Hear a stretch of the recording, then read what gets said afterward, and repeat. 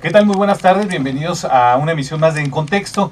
El próximo 9 de diciembre se va a celebrar, a conmemorar o a analizar el Día Internacional contra la Corrupción. Es un día que nos tiene que preocupar, nos tiene que ocupar a todos los que vivimos aquí en este país y en este estado, porque la corrupción es uno de los problemas más graves y más sensibles que vivimos y que padecemos aquí en México.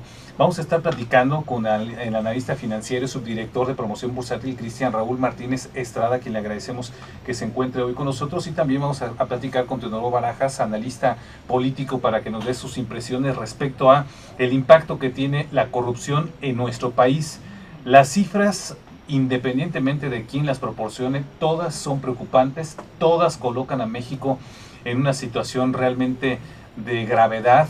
En los últimos meses se ha estado analizando la creación de un sistema nacional anticorrupción. Aquí mismo en Michoacán se está analizando la creación de un sistema estatal anticorrupción que trate de hacer frente a este, que es uno de los problemas más graves que tiene nuestro país. Vamos a darle a conocer también los resultados de la encuesta nacional de calidad e impacto gubernamental que realizó el INEGI y que nos habla precisamente sobre el impacto de este problema. Y le voy a dar algunas cifras solamente para entrar en materia. De acuerdo con el índice de percepción sobre corrupción que realiza Transparencia Internacional, uno de los organismos, digamos, independientes a nivel internacional con mayor reconocimiento, coloca a nuestro país en el lugar 105 entre 176 naciones. La corrupción, dice, está en la corrupción en México, estamos igual que en países como Kosovo, Mali, Filipinas y Albania, y de este comparativo con los países miembros de la OCDE, de los cuales forma parte México, dice, mejor no hablamos porque nos encontramos prácticamente en el último lugar.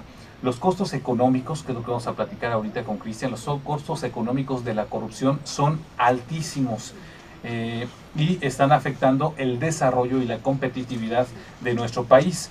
Algunas de las estadísticas también que se hablan, hay algunas revistas internacionales que analizan estos temas, ponen a nuestro país con un problema grave, pero la corrupción no solamente cometida por la parte gubernamental y empresarial, sino impulsada, reconocida y fomentada por todos nosotros, por todos los ciudadanos, por todos los que nos quejamos de la corrupción. Nosotros también formamos parte de ella. Y precisamente un dato que nos debe de poner a pensar y a reflexionar: el ciudadano de a pie también es un agente fundamental dentro del fenómeno de la corrupción. Sin embargo, analizar sus círculos cercanos, todos nosotros, familiares, vecinos, compañeros de trabajo, etcétera, no nos consideramos corruptos, a pesar de que las estadísticas muestran que prácticamente todos hemos cometido o visto o promovido un acto de corrupción. Es decir, no hay una actitud de autocrítica aquí entre los mexicanos.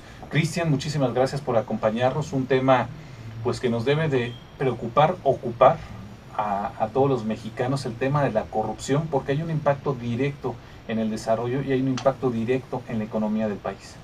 Es correcto, Mario. Buenas tardes. Saludos al auditorio. Efectivamente, la corrupción está ya tan arraigada, desafortunadamente, en nuestra sociedad, que el impacto económico muchas veces se nos va porque estamos acostumbrados a pensar en la corrupción como la mordida que le das al policía, o en catastro, en el registro público de la propiedad, se acostumbra mucho a dar una dádiva para agilizar algún trámite, pero a veces no consideramos la corrupción a gran escala, ¿no? Esa corrupción a gran escala que se da entre gobiernos, entre el gobierno con sindicatos, o incluso, la estamos viviendo. Estamos en una época en la que estamos viendo el reflejo de esa corrupción, que es el desvío de fondos. ¿Cuántos gobernadores ahorita están en procesos jurídicos en su contra por investigaciones de desvío de fondos? Que eso, al final de cuentas, es una corrupción, porque están utilizando recurso público para circunstancias totalmente ajenas al mismo, y esa desafortunadamente famosa estrategia de los prestanombres son actos de corrupción, al final de cuentas. Estas estadísticas nos muestran, por ejemplo, la de INEGI que platicamos ahorita, el 90% de los mexicanos encuestados, y me refiero ya aquí específicamente al estado de Michoacán, el 90% de los michoacanos consideran, de acuerdo con la percepción que se tiene, la corrupción es muy frecuente o frecuente, muy frecuente, considera el 56% y 35% frecuente, es decir, quienes vivimos en Michoacán percibimos que vivimos en un estado muy corrupto.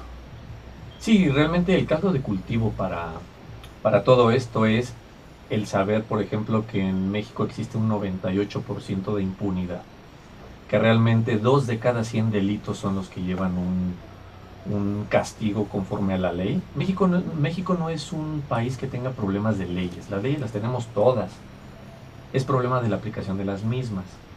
Entonces, cuando tenemos un país con un 98% de impunidad, por supuesto, actos de corrupción que muchos no considerarían como delitos de alto impacto, pues por supuesto, me atrevería a decir que la gran mayoría, 99.9%, quedan impunes, ¿no? Y realmente eso qué implica, más o menos para poner un contexto, el promedio se mide para medir el impacto financiero de la corrupción. En lugar de utilizar cifras, se utilizan porcentajes del PIB. El promedio mundial de corrupción entre los más y los menos corruptos es del 2%, y me refiero al costo financiero, el 2% del PIB. En México se calcula que está entre el 9 y el 10% del PIB. Es decir, somos 5 veces más corruptos como nación que el promedio del mundo. Entonces, si juntamos esas dos características de tener 5 veces más corrupción y un 98% de impunidad, no, bueno, ¿qué te digo, no? Pensamos a veces que la corrupción nos lleva a ahorrarnos dinero. Y lo voy a poner de esta manera. Si uno va, por ejemplo, en su vehículo, lo detiene un policía por ir hablando por teléfono, porque se pasó un semáforo, porque va con algunas copas de vino que se haya tomado, etcétera, y de repente uno dice, oye, la multa te puede salir hasta en 2,000 pesos, 2,000, 3,000 pesos, juntando todo esto, ¿no? Y si a eso le sumas que además no tienes tu licencia actualizada, etcétera. Y de repente, pues dices, oye, le voy a dar 500 pesos al policía, 200, 100, no sé, usted sabrá cuánto les da, y ya me ahorré, digamos, 1,000 o 2,000 pesos. El policía recibe ese dinero y tú te vas pensando que te ahorraste cierta cantidad. Pensamos que al hacer eso, o cuando tú das el 10%, que se habla mucho, ¿no? Para obtener, por ejemplo, el beneficio de alguna licitación, alguna obra pública, etcétera, uno da el 10%, se queda con esa ganancia y empieza la cascada de corrupción. ¿Cuánto nos cuesta la corrupción? A veces se nos olvida que la corrupción cuesta dinero, le cuesta dinero al Estado y nos cuesta, al final de cuentas, dinero a todos. Sí, realmente, sobre todo el impacto, digamos, sobre la sociedad es cuando la corrupción se aplica en entornos de recursos públicos. Como comentas, estos actos pequeños de corrupción, por llamarle pequeños, si se acepta el término, tú puedes decir que obtuviste un beneficio inmediato, ¿no? Pero, ¿qué pasa cuando, o cuál es tu sentir cuando alguien se te adelanta y comete el acto de corrupción antes que tú? Y por ese acto de corrupción a ti te deja fuera. Vamos a pensar en la licitación que comentas como ejemplo, donde por esa corrupción alguien más le fue asignado y si había 10 participantes, hubo un beneficiado y 9 afectados, sin que necesariamente el beneficiado, haya sido el de las mejores opciones o el de las mejores características. Cuando trasladamos eso, creemos que nos estamos ahorrando unos pesos. Pero, por ejemplo, lo hemos visto tan solo aquí en nuestro estado, ¿no? Se han licitado y se han hecho obras de infraestructura de gran calado, donde justamente parece ser que fueron asignadas bajo temas de corrupción, con calidades sumamente deficientes, que posteriormente requieren un mantenimiento más constante. ¿Y de dónde creen que sale ese mantenimiento? Pues de los presupuestos. Los presupuestos que se arman con los impuestos que todos pagamos. Entonces, si ahorita te ahorraste una cantidad, al ratito la terminas pagándola por otro medio, ¿no? Aparte del impacto social inmediato que recibes, el hecho de no poder circular por una vía que es tu ruta normal, impacta a los negocios, impacta a las familias, impacta en el combustible, impacta en muchas cosas, y todo derivado de un acto de corrupción. Veía algunas cifras estadísticas que maneja el Instituto Mexicano de la Competitividad del INCO, que está poniendo mucho énfasis en este tema. Costos económicos, dice, puede afectar la inversión hasta 5% menor en países con mayor corrupción. ingresos de las empresas, la pérdida del 5% de las ventas anuales. Esto lo calcula Ernst Young. La piratería, dice, la piratería genera pérdidas de 480,000 empleos al año. Es decir, nosotros vamos, compramos un disco pirata que nos cuesta 10, 15, 20 pesos, pensamos que nos ahorramos una cantidad por no comprar un disco original. Eso le genera la pérdida casi de 500,000 de empleos. Y el Producto Interno Bruto, como tú lo mencionabas, dependiendo de quién lo maneje, pero bueno, aproximadamente el 9% lo maneja Banco de México, Banco Mundial y Forbes, y hay algunas empresas, centros de análisis que hasta el 10%, es decir, hay un impacto directo sobre el desarrollo económico del país. La corrupción nos está costando mucho a México. Definitivamente, digamos, no hemos podido dar ese brinco de ser un país en vías de desarrollo, un país emergente, por no decir del tercer mundo que se utilizaba antes el término, un país emergente al primer mundo, porque justamente, y de hecho, este es un impacto que es imposible de medir, que es el impacto reputacional. No podemos saber cuántas inversiones dejan de venir a México porque tenemos esa proyección de ser un país con un muy malo andamiaje jurídico y le da muy poca certidumbre a las empresas extranjeras para venirse a instalar aquí, aun y cuando los ahorros en mano de obra son atractivos para ellos. El saber que en cualquier momento, y lo acabamos de ver por ejemplo con la empresa de ferrocarriles, ¿no? Tuvo un problema muy fuerte por el hecho de que ciertos sindicatos se les ocurrió tomar las vías y no conocen el impacto que hay tanto en pesos como en plazas laborales. Vamos a hacer una pausa, ahorita nos sigues platicando de ese tema. Le recuerdo que estamos conversando con Cristian Raúl Martínez Estrada, subdirector de promoción bursátil de Casa de Bolsa Interacciones y analista financiero sobre este tema que tiene que ver con la corrupción. Ahorita regresando del corte continuamos. Bien, regresamos nuevamente y bueno, estamos con este tema que tiene que ver, el Día Internacional de la Corrupción se va a conmemorar, digamos, o a celebrar esta semana, y estamos precisamente hablando sobre este que es uno de los mayores problemas que enfrenta nuestro país desde hace muchísimos años. Y bueno, pues el estado de Michoacán, aquí no cantamos precisamente malas rancheras. De acuerdo con la encuesta del INEGI, la tasa de incidencia de corrupción por entidad federativa de residencia por cada 100,000 habitantes, Michoacán se encuentra pues prácticamente en el séptimo sitio. En primer lugar está Estado de México, Sinaloa, Chihuahua, Sonora, Baja California Sur, Morelos, y está Michoacán de Ocampo. Ahí muy lejos, por ejemplo, se encuentran entidades como Nayarit, Tamaulipas, Veracruz, Zacatecas, etcétera. Estas son cuestiones de las tasas de incidencia de corrupción. Habría que analizarlas con detenimiento. Y bueno, le agradecemos también ya al maestro Teodoro Barajas que nos tome esta comunicación. Él, como analista político, como un crítico también de la parte gubernamental, que se ha señalado mucho la corrupción aquí, pues que nos des tu opinión, Teodoro, sobre este tema, la corrupción en México. Aquí hoy en día el Congreso del Estado está analizando pues la creación ya del sistema estatal anticorrupción. ¿Qué tanto nos puede beneficiar o solamente es una cortina de humo para seguir igual que como estamos? Adelante. Gracias. Comentarte que lo que procura el Congreso del Estado y las demás instancias gubernamentales del Estado de Michoacán me parece que no va más allá del asunto aspiracional. ¿Por qué te lo comento? Porque si hablamos de la corrupción, los principales motivadores de actos de corrupción es justamente los asuntos que tienen que ver con nuestra vida pública, en donde tienen autoridad, diputados, políticos, etcétera. Entonces, me parece que desde aquí se viene a desnaturalizar una iniciativa que evidentemente tiene una buena intención, pero yo no creo que vaya más allá de beneficiar, porque bueno, si hablamos de esto, creo que nace sin calidad moral, porque creo que los actores políticos están más involucrados que nunca en asuntos de corrupción y buscando de cada partido no superioridad especial. Entonces me parece que es un asunto meramente aspiracional, que me recuerda, seguramente también vas a recordar, aquella campaña mediática de Miguel de la Madrid, la famosa renovación moral, que no pasó de mi intento, porque en todo caso se ha aplicado la norma de la búsqueda de los congresos de equipos de red. Entonces, la verdad es que yo no tengo demostrante para ver un asunto, un cambio radical para nuestro país en materia de combate a la corrupción. Y me preocupa mucho lo que dijo el presidente Peña Nieto recientemente, cuando señala que en el aspecto de la corrupción es un asunto cultural y que nadie puede tirar la primera piedra. Eso me parece grave porque es el presidente de la República que de alguna manera nos está causando que perdamos la capacidad de asombro e indignación. Por eso te comento que lo que proviene en este momento de los actores políticos del momento en nuestro país, en Michoacán,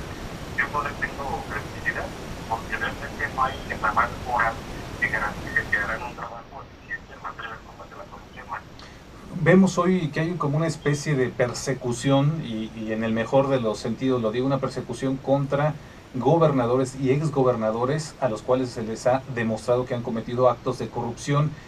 ¿Cómo se debe entender esto? Es decir, ¿parece que ven serio o solamente es una cortina de humo para seguir como estamos?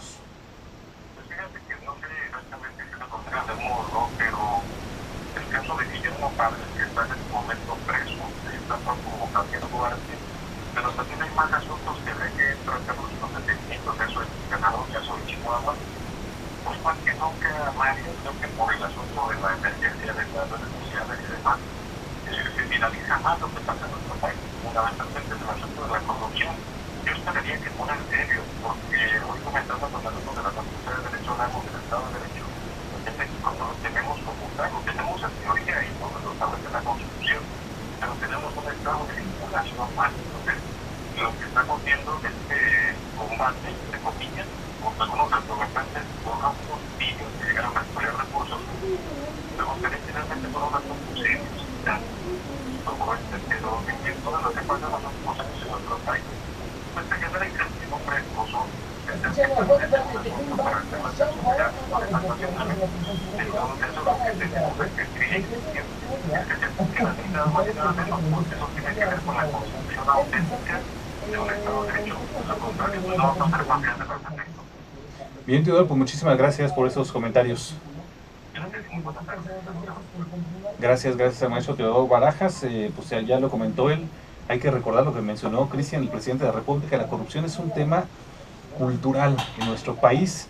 Y bueno, él coincide contigo, no es un problema de leyes, ¿no? Es un problema de Estado de Derecho, de aplicar efectivamente esas leyes. El problema es que los encargados de aplicarlas pues son los señalados como los más corruptos. Sí, definitivamente, y se da en dos sentidos. Estamos acostumbrados a pensar, obviamente tiene que haber un corrupto y un corruptor.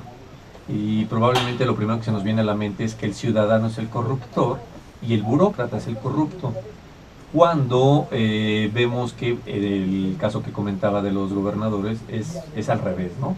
Ese gobierno, justamente esa burocracia es la parte corruptora, y los particulares o empresarios que se prestan a esa malversación de fondos pues vienen siendo los corruptos. Entonces ya realmente estamos en una corrupción que va en ambos sentidos, de la sociedad hacia el gobierno, del gobierno a la sociedad. Y si quien se supone que es quien tiene que empezar a poner orden baja las manos y dice que bueno, pues al cabo nos acostumbremos, al cabo es de cultura, pues refleja lo grave del problema, ¿no? Y bueno, lo que comentamos ahorita con el maestro Teodoro es los encargados hoy en día de crear, digamos, el andamiaje jurídico estructural para combatir la corrupción, que son los políticos, son los legisladores, son los gobernantes. En el barómetro global de la corrupción que tiene Transparencia Mexicana, la crisis de representación es tremenda. 91%, y estas cifras que tiene el Instituto Mexicano de la Competitividad, 91% de los ciudadanos no confían en los partidos políticos, 83% no confían en los legisladores, es decir, los encargados de crear el andamiaje jurídico para combatir la corrupción, y el 80% no confía en instituciones del sistema judicial.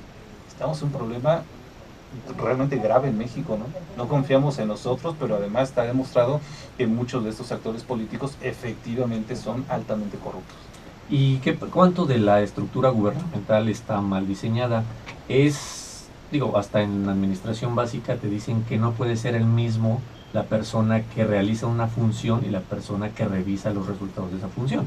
Entonces, si la parte de los legisladores, ellos diseñan las leyes y al mismo tiempo ellos mismos evalúan su propio trabajo y se dan un beneficio o un aliciente económico a sí mismos, pues no hay un contrapeso, ¿no? Y realmente la persona que tenga acceso a ellos o ellos se dejen, digámoslo, motivar, pues genera ya toda una estructura que nace desde el inicio corrupta.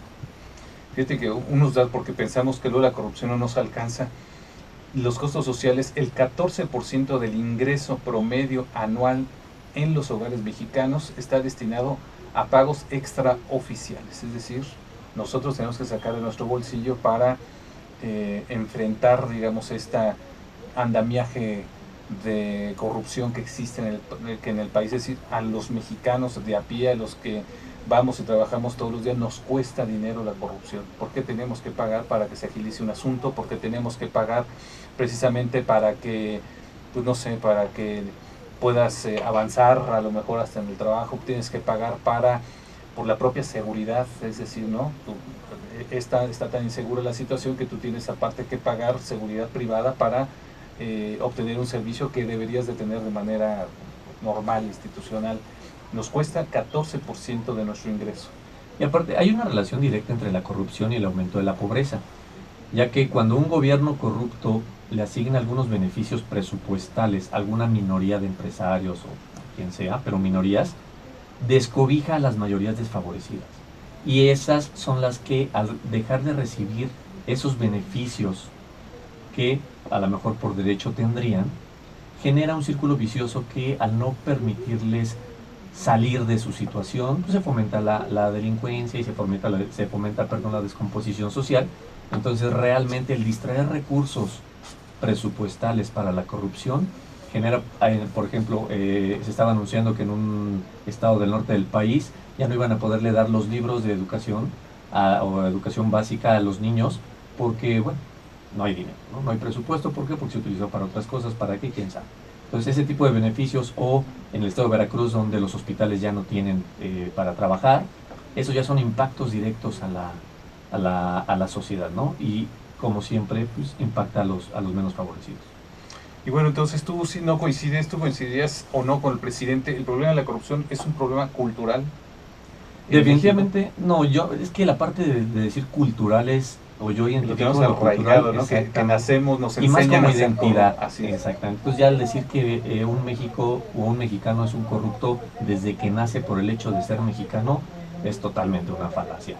Es de usos y costumbres probablemente, que eso es muy distinto, y depende de nosotros mismos, desde nuestros pequeños actos de corrupción que los evitemos, poco a poco se irá permeando, y obviamente tenemos en nuestras manos la educación de nuestros hijos para evitar que eso se siga transmitiendo de generación en generación. ¿Cómo leeríamos el impacto? Cuando hablas de que se mide el impacto en PIB, ¿cómo le explicas esto a la gente para que tome en cuenta la magnitud de un punto del PIB en la economía nacional, por ejemplo? Exactamente, mira, el PIB es todo, en pesos por supuesto cuantificado, todo lo que produce una nación. Háblese de productos, háblese de servicios, háblese de todo absolutamente. Entonces un país como México y el tamaño de su PIB, el decir 10 puntos del PIB, digamos que todo el dinero que tiene o que produce México lo dividiremos en 10 partes y una de esas partes la quemamos, ¿no? Eso es el impacto. Imagínate, tan solo si lo dividiéramos en 32 partes para que una de esas partes le tocara a cada uno de los estados, si lo dividimos en 10 y borramos una de ellas, imagínate la proporción de dinero que estaríamos hablando, que es lo que le alcanzaría para 2 estados si fuera repartidos de manera equitativa, ¿no? Entonces imagínate que durante un año 2 estados no tuvieran dinero en lo absoluto. Es cantidades exorbitantes de dinero.